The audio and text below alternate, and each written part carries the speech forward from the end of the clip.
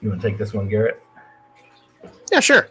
So we kind of talked about some of the major critiques or criticisms or problems that you might run into with decentralization, which a lot of those criticisms are very legitimate.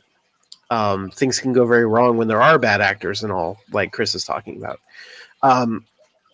But the question, of course, becomes how do you deal with those issues? What sort of organizational structure should you have in order to take advantage of decentralization, to actually make decentralization work, to create broader freedom and broader democracy and all for folks without falling into those traps? And I think a good way to look at it, and an underlying principle that GPUS tries to use, and again, we'll get to that in a moment about how well it's done it so far. But a principle of that is to form a federation or maybe a confederation. My understanding is that the federation is, I think GPUS is technically a confederation, because I think a confederation is where the broader group is equal with the members, as opposed to the federation that is, federal structure of the U.S. government. The federal government is over everyone else. It overrules them. So when we're talking confederations, we're talking the network of communities is kind of part of the community itself. Maybe it's a little bit funny sounding, but anyway, you'll see. So one form of confederalism is this idea that you have this network of administrative councils or committees or whatever you want to call it, where members are elected from assemblies. So what you're talking about is trying to empower local levels, the local party, local government, whatever. Those local groups from towns, neighborhoods, whatever, are the ones that actually do most of the decision making. And once they've come to an agreement, once they've decided to take some action, then you elect someone to be a delegate or a member or steering committee member, that kind of thing, to carry out that action. And that person is empowered to do those things as well as held accountable for it.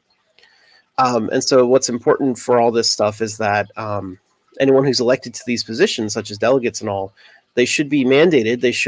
Whoever they're representing should give them tasks and say specifically, this is what we would like you to do. That way we can hold you accountable, that it's not someone just going off on their own and saying whatever they want and doing whatever they want and voting for whatever they want. They need to be accountable. So they need to have a conversation with their local community who gives them guidance, who gives them mandates on what they're supposed to do when they go and work with other delegates. And they need to be recallable in order to make sure that they're actually held accountable. That if they go off the rails and they start promising things they shouldn't have or whatever it is, they can be recalled, and someone who better represents the community can go and do that, fulfill that task. So this is meant to be very administrative, carrying out decisions that have already been made by the whole community, as opposed to the representative system in the U.S., where somebody gets elected and then they go make the decisions on their own with other representatives, and they don't consult us, right? They just pass laws and do things, and they don't have to talk to anyone, and right? They just go off and do things. It's meant to invert that structure where the decisions are made locally, and you're only electing the person to carry out that thing, to make sure it happens, to oversee it, to kind of be the manager of the project. But they didn't decide the project on their own, right? The communities did. So it's important to point out that they're administrative, not policy-making bodies. That's what we're talking about here. And to try to avoid some of the problems that we talked about earlier of siloing ourselves, isolating ourselves, we have to make sure that the members, the communities that are part of this network, that are part of this confederation, they need to be independent. They need to rely on mutualism, where they're sharing resources, and if it's economic, sharing production, sharing policy-making decisions, things like that, so that you're not isolated, you're not siloed, that you're actually making decisions as part of a broader community that's looking at the bigger picture, right? That whatever decisions you're making make sense within the entire structure and the goal of the entire community, and not just some little group that you're a part of, right? Because again, that's where it gets off the rails, where someone can, one town, if you're talking economics, one town can say, well, it's good for our workers if we, create a mining facility or whatever it is, and it dumps all the chemicals that go downstream to another community. They could say, well, hey, decentralization, my town can decide if we want to do mining. but really, like now when you're talking about environmental issues, it's not affecting just that one town. It's affecting the broader community. And that's the point of having this network, that we have to have these conversations about how do our local decisions impact the entire community. And we have to have accountability through that mechanism. So this is kind of the very broad idea of what a confederation should look like, that tries to promote the most democracy and the most decentralization, with communities making their own decisions while still being accountable to the broader membership, broader community. So go ahead with your comments, Chris. Yeah, and we've seen, I think probably the two most well-known examples of this would be Rojava in the Kurds in Syria, and then the Zapatistas in Chiapas, Mexico, right? Where and the Zapatistas, formed out of this, art-filled revolution, in response to NAFTA, right? And in response to and many other things, right? That was much more complex, obviously, than just a trade agreement, but that was kind of the news event that was, happening and affecting at the time, right? But even and so what you saw was, an indigenous uprising, and where communities took gained some level of independent power. They collaborate as a community across the region, but there's local democracy, and it's similar with in the Kurds. It's called democratic confederatism, right? Sorry. Night night. Go with mommy. Night night, buddy. Sorry, it's bedtime for toddler.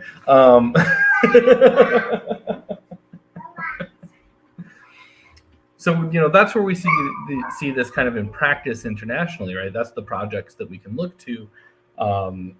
When Garrett was talking about the difference between a federal system and a confederate system, GPUS, right, is a good example of that, right? Because GPUS, the Green Party of the United States, is made up of its member states and caucuses, right? It cannot dictate to those states and caucuses. In fact, its path is decided by the delegates elected to the National Committee. And that has a varying level of effectiveness that we'll get into later, right? But it's a confederated system, where the member states are actually the power. And most Green parties in the United States operate the same way on the state level as well, right? The coordinating committee for the Illinois Green Party is basically the managers between our biannual full membership meetings, right? Our path is guided by the members. It says in the Illinois Green Party bylaws, the membership is the highest decision-making body. So that's what you get out of a confederate system, right? But the confederate system does it through representative democracy, right? Through delegates, instead of necessarily doing it through direct democracy.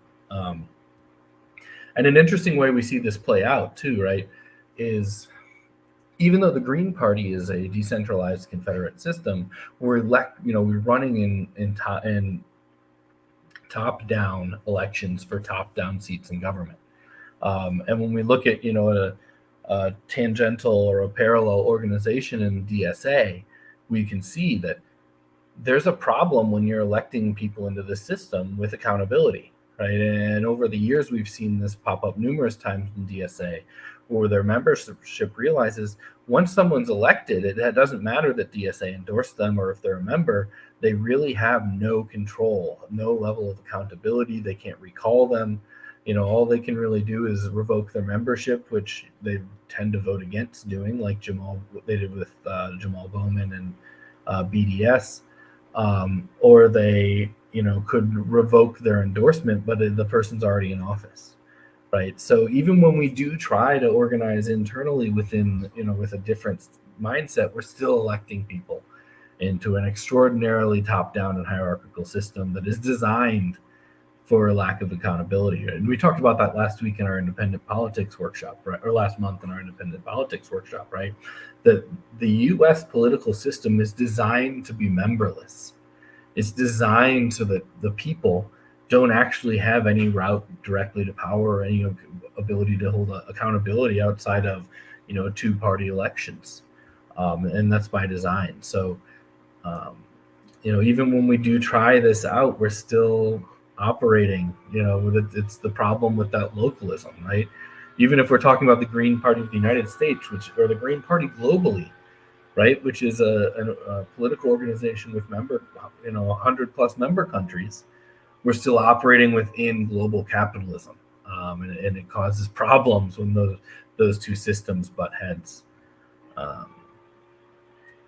So that's kind of thinking about decentralization in terms of how to run a society, right, and how to organize society in a decentralized way, and that's based on the meaning of confederalism by Murray Bookchin.